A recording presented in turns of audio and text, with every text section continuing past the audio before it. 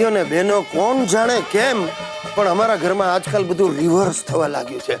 મારો તોફાની હિતિયો સુધરી ગયો છે પણ મારા બાપા ને મારા દાદા વકર્યા છે.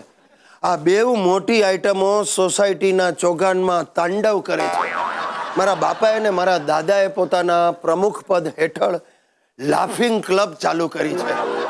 આખા એરિયાના બોખા બંધુઓ અને બોખી ભગીનીઓ વહેલી સવારે અમારા ઘર નીચે ભેગા થાય છે અને જોર જોરથી હસે છે. અરે આવા ભયાનક અવાજો સાંભળીને અડોશ પડોશના છોકરાઓ પથારી બગાડે છે. અરે ગિરિયા, અમારા લાફિંગ ક્લબ ના મેમ્બર્સ ને આજે આપણા તરફથી નાસ્તો છે એટલે 5 કિલો ચવાણું અને 2 કિલો બરફી લઈ આવજે. અરે બાપા, પાચન શક્તિ નબળી પડી ગયેલા આવા બુઢાઓને તમારે 5 કિલો ચવાણું ને મીઠાઈ ખવડાવીને શું ડાયરિયા કરી નાખવો જ?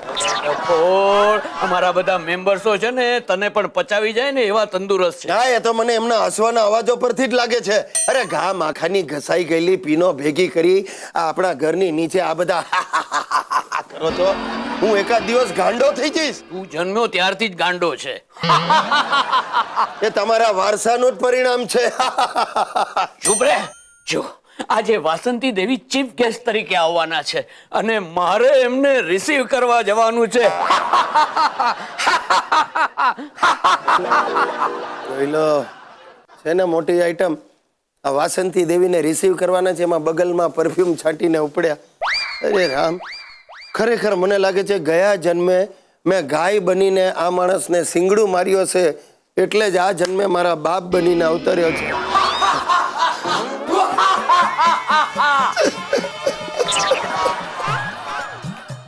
હાય ફ્રેન્ડ્સ, હેપી.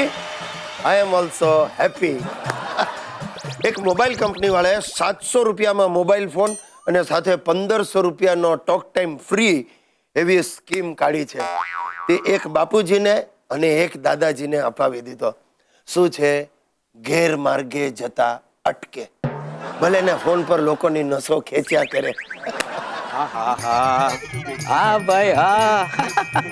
અરે યાદ છે કેવી રીતે ભૂલાય. હે, અરે યાદ છે તને નાના હતા ત્યારે આપણે આમ અડધી ટિકિટમાં ગાડીમાં પ્રવાસ કરતા હતા અને પેલી છોકરીઓ ગાલે આમ ચીમટા ભરી ભરીને આપણને રમાડતી હતી. હા તો જઈ આવવામાં રોકાવાય નહીં. હા જઈ આવ, આવીને પછી ફોન કરજે. હા આવજે. હા કહા ગયે વો દિન. બાપુજી, આ 1947 થી મંડ્યા છો. આ 1500 નો ટોક ટાઈમ ખલાસ થઈ જશે ને બેટરી ડાઉન થઈ જશે. અરે ટોક ટાઈમ તો ક્યારનો ખલાસ થઈ ગયો છે અને બેટરી તો 15 કલાક માટે છે ને, હજી તો 12 જ થયા છે. તો કોની સાથે મંડ્યા છો પણ? મારો બાળપણનો મિત્ર હરજીવન હારે.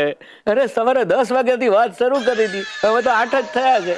બાપુજી, તમે 10 કલાકથી હરજીવન જોડે ખપાવો છો? અરે એ હરજીવનને બધી બેબલીઓના નામ હજી સુધી યાદ છે. અરે દીકરા, તારા દાદાજી ગેલમાં આવી ગયા છે.